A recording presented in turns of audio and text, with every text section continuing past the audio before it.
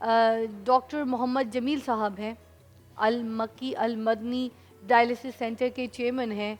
हमने आज इनको यहाँ पे मदऊ किया है। आज इनसे हम डिस्कशन करेंगे, एक तो गुर्दों के जो पेशेंट्स होते हैं ना, उनके हवाले से भी और डायलिसिस के हवाले से भी कि किस तरीके से जो अगर कोई डायलिसिस अफोर्ड नहीं कर सकते, करवाना चाहते हैं, तो किस तरीके से इनसे रब्ता कर सकते हैं, ये सारा सिलसिला इनसे पूछेंगे। अस्सलाम वालेकुम जी। वालेकुम सलाम। रमज़ान मुबारक जी। बहुत शुक्रिया रोज़े जी। कैसे जा रहे हैं? अल्लाह का बड़ा करम और आपका बड़ा शुक्रिया, आपने जो है ना मुझे मदऊ किया। और आप सर इस काबिल हैं, आप इतना नेक काम कर रहे हैं, आप इस काबिल हैं। अल्लाह का ये बहुत बड़ी देन होती है जी। और कुछ लोगों कुछ काम के लिए अल्लाह ताला चुन लेते हैं। तौफीक, जी, अल्लाह की तौफीक अल्लाह से ने होता आपको है। तौफीक दी। तो अल्लाह की तौफीक से ये सारी चीज़ है और हम ये समझते हैं कि अल्लाह ताला ने हमें एक मौका दिया। वाह। अल्हम्दुलिल्लाह। जी जी। वो कहते हैं ना, मैं कहती हूँ हमेशा से अल्लाह से सब कुछ मांगो, मगर साथ एक और चीज़ ज़रूर मांगो, क्योंकि तौफीक अल्लाह ताला मांगने से देता है, ऐसे नहीं देता। उसी की तौफीक से जब सब तक कुछ नहीं होगा। मांगेंगे तौफीक नहीं ऐसे मिलती। ऐसे आपने मांगी होगी, इसलिए आपको अल्लाह ताला ने अता फरमाई है। बेशक। तो ये बताइए, जो लोग डायलिसिस करवाना चाहते हैं, जो अफोर्ड नहीं कर सकते हैं, तो वो किस तरीके से आपसे रब्ता कर सकते हैं, क्योंकि आप फ्री में डायलिसिस भी करवा के देते हैं। देखिए, हम लोग ये जो मुगलपुरा ताजपुरा स्कीम एरिया है वो बहुत ही पुअर एक एरिया है और ऑलरेडी वहाँ जो फैसिलिटीज़ है स्पेशलाइज्ड फैसिलिटीज़ ना होने के बराबर हैं। तो हमारा एक ट्रस्ट है अल मक्की अल मदनी कम्युनिटी ट्रस्ट। तो हम तकरीबन पिछले कोई 15 साल से वहाँ सर्विसेज दे रहे हैं और 2022 में हमने डायलिसिस का काम शुरू किया। तो हम लोगों को फ्री ऑफ कास्ट डायलिसिस जो है ना फैसिलिटीज़ दे रहे हैं अल्हम्दुलिल्लाह। अब ये है कि अगर किसी ने वहाँ आना हो तो उसमें हमारा कॉन्टेक्ट नंबर भी है, फेसबुक पेज भी है और उस पर रब्ता करके हमारे पास आ सकते हैं। हमारा आप तरीका अपना कर नंबर भी बता देंगे, क्योंकि जी देखें रमज़ान का हाँ, महीना अच्छा है, बेहतरी हो उन लोगों की। जी क्या जी नंबर है? आप फेसबुक पेज भी बता दीजिएगा। जी 0321 1116542 हमारा जो कॉन्टेक्ट नंबर है। और MMDCPK ये हमारा फेसबुक है। उस पर सारी फैसिलिटी जो है ना वो एडवर्टाइजमेंट भी है, फैसिलिटीज़ भी हैं और कॉन्टैक्ट नंबर डिटेल्स भी हैं। ठीक है। तो उस पर आप किसी वक्त भी सुबह 9 बजे से लेकर रात 9 बजे तक जो है ना हमारा सेंटर खुला होता है।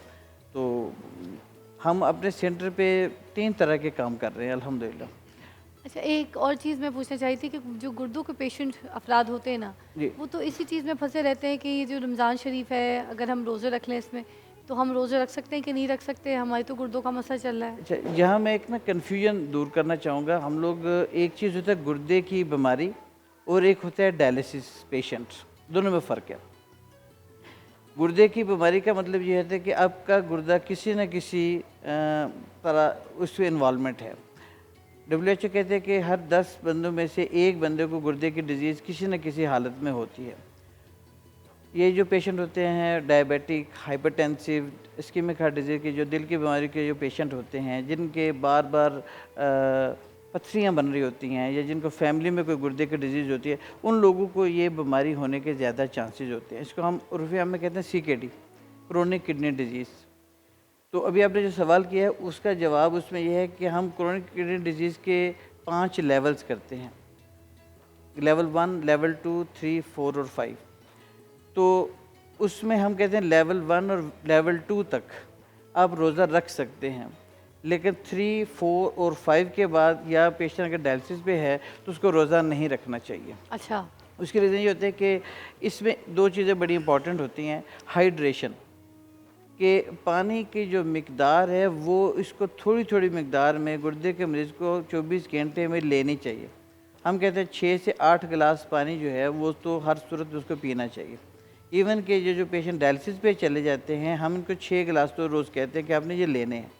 अगर ये नहीं लेंगे तो उनकी पानी की कमी की वजह से ये डायलिसिस और ये जो गुर्दे की बीमारी है ये बढ़ने का ख़दशा होता है। तो ग्रेड 1 और ग्रेड 2 या स्टेज 1 स्टेज 2 में लोग इसको टॉलरेट कर लेते हैं। हम उन्हें ये कहते हैं कि हफ्ते बाद अपने गुर्दे के जो टेस्ट है रीनल फंक्शंस वो ठीक है। करवाते रहें, ताकि हमें वो देखते रहे कि होता है GFR एक रेशो होती है। उससे हमें पता चलता रहता है कि हम गुर्दे का लेवल कितना बेहतर काम कर रहा है या कितना बेहतर काम नहीं ठीक कर है। रहा है। अपने तो ये मौजू की चीज़ तरफ भी आते हैं। काशिफ साहब, मुझे बताइए, एक और ऐसा अहम मुझे लगता है पहलू है जिसके ऊपर नज़रिया सानी करेंगे तो अच्छा होगा। ये जो बच्चों की शादी कर दी जाती है, ٹھیک ہے. خلیل الرحمان قمر صاحب کا ایک کہنا ہے, میں نے ابھی ان کا انٹرویو کیا تھا اپنے پوڈ کاسٹ میں, تو مجھے کہہ رہے تھے کہ جو پیرنٹس, جو ماں باپ اپنی بچی کی مرضی یا اس کی پسند شامل نہیں کرتے, اگر ان کو کوئی پسند ہے کوئی لڑکا تو اس کی رائے نہیں لیتے, یا پھر ان کی مرضی شامل نہیں کرتے کہ اگر میں تمہاری اس لڑکے سے شادی کروانا چاہتا ہوں, اگر اچھا ہے برا ہے سب کچھ بتایا جائے سمجھایا جائے, اور اس کے بعد اگر لڑکی کہتی کہ نہیں مجھے اس طریقے کا شوہر نہیں چاہیے, تو پھر وہاں شادی نہ کرائے, اپنی مسلط نہ کرے چوائس. اور جو لوگ کر دیتے ہیں وہ اپنے بچیوں کو بیچ دیتے ہیں. یہ بات خلیل صاحب کہہ رہے تھے کہ جو اپنی بیٹیوں کی شادی ان کی مرضی کے بغیر کرواتے ہیں وہ ان کو بیچ دیتے ہیں. کیا کہیں گے اس بارے میں؟ جی بالکل، آپ نے جو بات کی ہے اس کے کئی پہلو ہو سکتے ہیں. دیکھیے والدین بعض اوقات یہ سمجھتے ہیں کہ ان کا تجربہ، ان کا ایکسپوجر جو ہے وہ دنیا میں زیادہ ہے، انہوں نے دنیا زیادہ دیکھی ہوئی ہے. لیکن جو آپ نے بات کی اس کا میں تو اسلامی پہلو کی طرف آؤں گا. کیا اسلام نے ایک بچے اور بچی کو شادی سے پہلے پوچھنے کا اسلام میں اجازت ہے کہ نہیں ہے؟ تو اسلام میں 100% یہ کہا گیا ہے کہ آپ جب بھی کسی بچے یا بچی کی شادی کریں تو آپ اس بچے اور اس بچی سے اس کی مرضی پوچھیں، بلکہ کھل کے بات کرنے کا کہا گیا ہے. بہت ساری احادیث ہیں، بہت ساری ایسے واقعات ہیں سیرت النبی صلی اللہ علیہ وآلہ وسلم میں صحابہ اکرام کے، جہاں پر باقاعدہ وہاں پر پوچھا گیا، جبکہ اس معاشرے میں جو کہ عرب معاشرہ تھا، آپ جانتی ہیں کہ وہ کتنا ریجڈ معاشرہ تھا، تو وہاں پر بھی یہ حکم دیا گیا کہ آپ پوچھیں. اس کی وجہ کیا ہے؟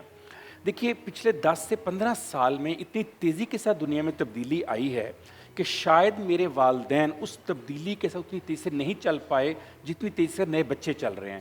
جس جنریشن کی آج ہم شادی کی بات کر رہے ہیں، اس جنریشن کو آج کی دنیا کا مجھ سے زیادہ پتہ ہے کم از کم. میں اس بات کو تسلیم کرتا ہوں کہ جو میری بیٹی اور میرا بیٹا ہے وہ 2025 کی دنیا کو مجھ سے بہتر سمجھتے ہیں. اور یہ بات بڑوں کو بھی سمجھنی چاہیے کہ جو نیو جنریشن ہے وہ آج کے حالات کا بہتر جائزہ لے پا رہی ہے، کیونکہ انہوں نے یہ گیجٹس کے دور میں آنکھ کھولی ہے 2000 کے بعد کی جنریشن نے. اب والدین جب اپنی مرضی مسلط کرتے ہیں 60 یا 50 سال پہلے والی سوچ کے ساتھ 2025 کے بچے کی شادی کرنے کی کوشش کرتے ہیں، تو وہاں ڈیفینیٹلی پرابلمز آتی ہیں. بالخصوص وہاں پرابلم آتی ہیں فضا جہاں پیرنٹس اپنے بچے اور اپنی بچی کے اندر اٹھنے والی خواہشوں کو، امنگوں کو، آرزوؤں کو، وشز کو، ڈیزائرز کو، پسند و ناپسند کو نہیں سمجھتے. یہ خاص طور پہ ان گھروں میں آتی ہے جہاں پر کمیونیکیشن گیپ ہے، یعنی باپ اور ماں کو یہ پتہ ہی نہیں کہ میری بیٹی اور میرے بیٹے کی چوائس کیا ہے، پسند کیا ہے. تو جب اتنا گیپ موجود ہے تو پھر کم از کم آپ کو پوچھ لینا چاہیے کہ بیٹا بیٹی آپ کی شادی کر رہے ہیں، آپ کی کوئی ذاتی چوائس ہے، کس طرح کا مرد یا کس طرح کی آپ کو بیوی چاہیے، تاکہ اس کی روشنی میں پھر آپ ان کے رشتے کر سکیں. بالکل. ایک بریک لیں گے, بریک کے بعد دوبارہ جوائن کریں گے. آپ دیکھ رہے ہیں نور رمضان.